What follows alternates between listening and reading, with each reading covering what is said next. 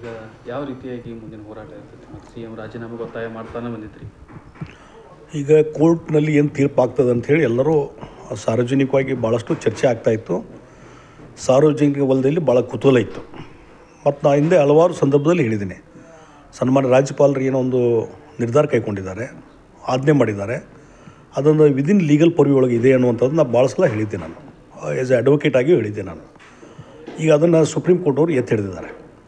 ಮುಖ್ಯಮಂತ್ರಿಗಳು ಮೂಢ ಹಗರಣದಲ್ಲಿ ನೇರವಾಗಿ ಅವ್ರ ಕೈವಾಡ ಇರೋದು, ಅವ್ರದ್ದೇ ಇನ್ವಾಲ್ವ್ಮೆಂಟ್ ಇರೋದು, ಅವರ ಧರ್ಮಪತ್ನಿಯವರ ಇನ್ವಾಲ್ವ್ಮೆಂಟ್ ಇರೋದು, ಇದು ನೇರವಾಗಿ ಅವ್ರ ಇನ್ವಾಲ್ವ್ಮೆಂಟ್ ಇದ್ದದ್ದು ಈ ಪ್ರೈಮಾ ಫೇಶಿಯ ಪ್ರೂವ್ ಆಗಿದೆ.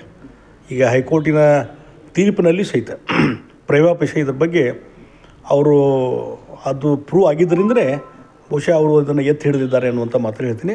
ಅದಕ್ಕಾಗಿ ಇವತ್ತು ಮುಖ್ಯಮಂತ್ರಿಗಳು ಸಬ್ಮಿಟ್ ಮಾಡಿದಂಥ ರಿಟ್ ಪಿಟಿಷನ್ನು ಡಿಸ್ಮಿಸ್ ಆಗಿದೆ.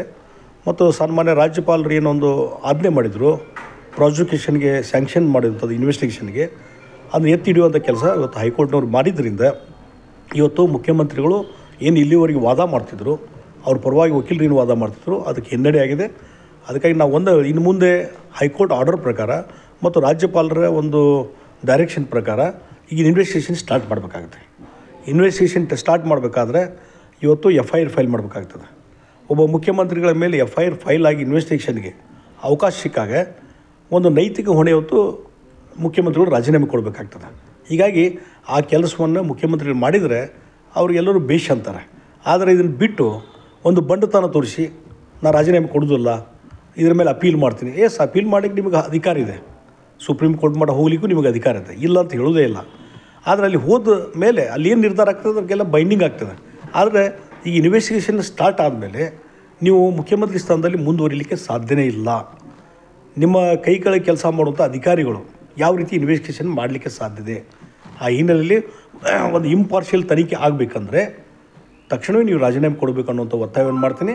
ಮತ್ತು ಬಂಡತನ ತೋರಿಸೋದಾದರೆ ಕಾಂಗ್ರೆಸ್ ಪಾರ್ಟಿ ಒಂದು ರಾಷ್ಟ್ರೀಯ ಪಕ್ಷ, ಅವರು ವಿಚಾರ ಮಾಡಬೇಕು.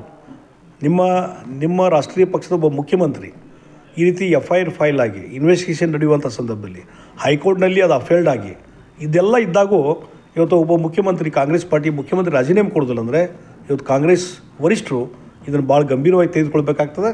ನಾಳೆ your answerable to the entire nation. ಎಲ್ಲ ಕಡೆಯೂ ಕ್ವಶನ್ ಮಾಡ್ತಾರೆ. ಈ ರೀತಿ ಬೇರೆಯವ್ರ ಬಗ್ಗೆ ಭ್ರಷ್ಟಾಚಾರ ಬಗ್ಗೆ ಮಾತಾಡ್ತೀರಿ ಕಾಂಗ್ರೆಸ್ ಪಾರ್ಟಿ, ಹಾಗಾದರೆ ನಿಮ್ಮಲ್ಲಿ ಹಗರಣದಲ್ಲಿ ಸಿಕ್ಕಂಥ ಒಬ್ಬ ಮುಖ್ಯಮಂತ್ರಿ ಬಗ್ಗೆ ನೀವು ಏನೂ ಕ್ರಮ ಕೈಗೊಳ್ದಿದ್ರೆ ಇವತ್ತು ರಾಷ್ಟ್ರೀಯ ಪಕ್ಷಕ್ಕೂ ಒಂದು ನಾಚಿಕೆ ಬರುವಂಥ ಸಂಗತಿ. ಅದಕ್ಕಾಗಿ ಮುಖ್ಯಮಂತ್ರಿಗಳು ತಕ್ಷಣ ರಾಜೀನಾಮೆ ಕೊಡಬೇಕು ಅನ್ನುವಂಥ ಒತ್ತಾಯವನ್ನು ನಾವು ಮಾಡ್ತೀವಿ. ಈ ಹಿಂದೆ BS ಯಡಿಯೂರಪ್ಪನವರು ಮುಖ್ಯಮಂತ್ರಿ ಆಗಿದ್ದಾಗ ಗಂಭೀರ ಆರೋಪ ಕೇಳಿಬಂದ ಸಂದರ್ಭದಲ್ಲಿ ಅಪೋಸಿಟ್ ಲೈನ್ ಒಳಗೆ ಸಿದ್ದರಾಮಯ್ಯನವರು ಇದ್ಕೊಂಡು ಭಾರದ್ವಾಜ್ ಅವ್ರ ನಡೆಯನ್ನು ಸಮರ್ಥಿಸಿಕೊಂಡ್ರು ಆ ಸಮಯದಲ್ಲಿ. ಆದರೆ ಈಗಿನ ರಾಜ್ಯಪಾಲರ ನಡೆಯನ್ನು ಎಲ್ಲ ಕಾಂಗ್ರೆಸ್ ನಾಯಕರು ಒಂದು ರೀತಿ ಟೀಕೆ ಟಿಪ್ಪಣಿಗಳ ಮೇಲಕ್ಕೆ ಮುಂದೆ ಹೋಗ್ತಿದ್ದಾರೆ. ನೋಡ್ರಿ, ಇವ್ರಿಗೆ ಕಾಂಗ್ರೆಸ್ ಪಾರ್ಟಿಗೆ ಸಂವಿಧಾನದ ಬಗ್ಗೆ ಗೌರವ ಇದ್ದರೆ ರಾಜ್ಯಪಾಲರ ಹುದ್ದೆ ಬಗ್ಗೆ ಟೀಕೆ ಮಾಡಬಾರ್ದು. ರಾಜ್ಯಪಾಲರು ಏನು ಡೇ ಟು ಡೇ ಅವ್ರು ಆ್ಯಕ್ಷನ್ ತೊಗೊತಾರೆ, ಏನೋ ವ್ಯವಹಾರಗಳನ್ನು ಮಾಡ್ತಾರೆ, ಅದು ಬೆಳಗಿಂದ ಸಾಯಂಕಾಲ ಟೀಕೆ ಮಾಡುವಂಥದ್ದು, ಅವ್ರ ಪತ್ರ ಬರೆದು ಅದಕ್ಕೂ ಟೀಕೆ ಮಾಡುವಂಥದ್ದು. ಮತ್ತು ಈಗ ಟೀಕೆ ಮಾಡಿದ್ರಿ, ಈಗ ರಾಜ್ಯಪಾಲರು ಈ ರೀತಿ ಪ್ರಾಸಿಕ್ಯೂಷನ್ ಸ್ಯಾಂಕ್ಷನ್ ಮಾಡಿದ್ದನ್ನು ಟೀಕೆ ಮಾಡಿದ್ರಿ, ಇವತ್ತು ಹೈಕೋರ್ಟ್ ಅಪೀಲ್ ಮಾಡಿದೆ. ಹೀಗಾಗಿ ನಿಮ್ಮ ಟೀಕೆಯಲ್ಲಿ ಅರ್ಥ ಇಲ್ಲ ಅಂತಿದ್ರ ಮೇಲೆ ಪ್ರೂವ್ ಆಗಿದೆ. ಮತ್ತು ಮಾನ್ಯ ಪಾರ್ಲಿಮೆಂಟ್ನಲ್ಲಿ ಪ್ರಮಾಣ ವಚನ ಸ್ವೀಕಾರ ಮಾಡುವಾಗ ರಾಹುಲ್ ಗಾಂಧಿ ಹಿಡ್ಕೊಂಡು ಪ್ರತಿಯೊಬ್ಬ ಕಾಂಗ್ರೆಸ್ನವರು ಸಂವಿಧಾನದ ಪುಸ್ತಕ ಹಿಡ್ಕೊಂಡು ಒಂದು ರೀತಿ ನಾವು ಸಂವಿಧಾನಕ್ಕೆ ಬದ್ಧರಿದ್ದಂಥವ್ರು, ಸಂವಿಧಾನ ರಕ್ಷಣೆ ಮಾಡುವಂಥವ್ರು, BJP ಅವರು ಸಂವಿಧಾನ ವಿರೋಧಿ ಅಂಥೇಳಿ ಪ್ರೊಟೆಸ್ಟ್ ಮಾಡೋ ರೀತಿಯಲ್ಲಿ ಪ್ರಮಾಣ ವಚನ ಸ್ವೀಕಾರ ಮಾಡಿದರು ಸಂವಿಧಾನ ಬುಕ್ ಹಿಡ್ಕೊಂಡು. ಅದೇ ಸಂವಿಧಾನ ಬುಕ್ ಹಿಡಿದಂಥವರು ಇವತ್ತು ಒಬ್ಬ ಮುಖ್ಯಮಂತ್ರಿ, ಯಾರು ಮುಖ್ಯಮಂತ್ರಿ ಮತ್ತು ಉಳಿದ ಮಿನಿಸ್ಟರ್ಸ್ ಎಲ್ಲರೂ ಸಂವಿಧಾನಬದ್ಧವಾದಂಥ ರಾಜ್ಯಪಾಲರ ಹುದ್ದೆಗೆ ಅಪಮಾನ ಮಾಡುವಂಥ ಕೆಲಸ ಮಾಡ್ತಿರಲಿಲ್ಲ. ಇದೇನು ಸಂವಿಧಾನ ರಕ್ಷಣೆ ಮಾಡುವಂಥವ್ರು ನೀವು ಅಂತ ಕೇಳಬೇಕಾಗುತ್ತೆ. ಯಾವ ಶ್ರೀಮತಿ ಇಂದಿರಾ ಗಾಂಧಿಯವರು ಈ ಒಂದು ದೇಶದ ಮೇಲೆ ತುರ್ತು ಪರಿಸ್ಥಿತಿ ತಂದಂಥವ್ರು, ಇದು ಅಗೇನ್ಸ್ಟ್ ದ ಕಾನ್ಸ್ಟಿಟ್ಯೂಷನ್, ಸಂವಿಧಾನ ವಿರೋಧ ಮಾಡ್ಕೊಂಡು ಬಂದಂಥವ್ರು ಸಂವಿಧಾನದ ಬಗ್ಗೆ ಮಾತಾಡಲಿಕ್ಕೆ ನಿಮಗೇನೂ ಹಕ್ಕಿಲ್ಲ ಅಂತ ಅನ್ನೋಂಥ ಪ್ರಶ್ನೆ ಹೇಳ್ತೀನಿ ನಾನು. ಅದಕ್ಕಾಗಿ ನಿಮಗೆ ನಿಜವಾಗಿ ಸಂವಿಧಾನದ ಬಗ್ಗೆ ಗೌರವ ಇದ್ದರೆ ತಕ್ಷಣ ರಾಜ್ಯಪಾಲರು ಕ್ರಿಟಿಸೈಸ್ ಮಾಡೋದು ಬಿಡಿ. ಹೈಕೋರ್ಟ್ ಏನು ತೀರ್ಪು ಮಾಡಿದೆ ಅದ್ರ ಪ್ರಕಾರ ನಡ್ಕೊಳ್ಳುವಂಥದ್ದು ಕೆಲಸ ಮಾಡಿ ನೀವು ಅದರಲ್ಲಿ ನಿರಪರಾಧಿಗೆ ಹೊರಗೆ ಬಂದರೆ ನೀವು ಮುಖ್ಯಮಂತ್ರಿ ಕಂಟಿನ್ಯೂ ಆಗಿರಲಿಲ್ಲ, ಯಾರು ಬೇಡ ಅಂತಾರೆ. ಅದು ಬಿಟ್ಟು ಈ ರೀತಿ ಪ್ರತಿ ಹಂತದಲ್ಲಿ ರಾಜ್ಯಪಾಲನ ಟೀಕೆ ಮಾಡೋದು ನಿಲ್ಲಿಸ್ರಿ ಅಂತ ಹೇಳ್ತಾನೆ. ನೋಡೋಕ್ಕೆ ಕಾನೂನು ಹೋರಾಟ ಮಾಡಲಿಕ್ಕೆ ಅವಕಾಶ ಇದ್ದಾವೆ, ಯಾರು ಇಲ್ಲ ಅಂತಾರೆ. ನೀನು ಹಿಂದೆ ಭಾಳಷ್ಟು ಕೇಸ್ಗಳು ಸುಪ್ರೀಂ ಕೋರ್ಟ್ ಮಟ್ಟನೂ ಹೋಗ್ಯಾವ.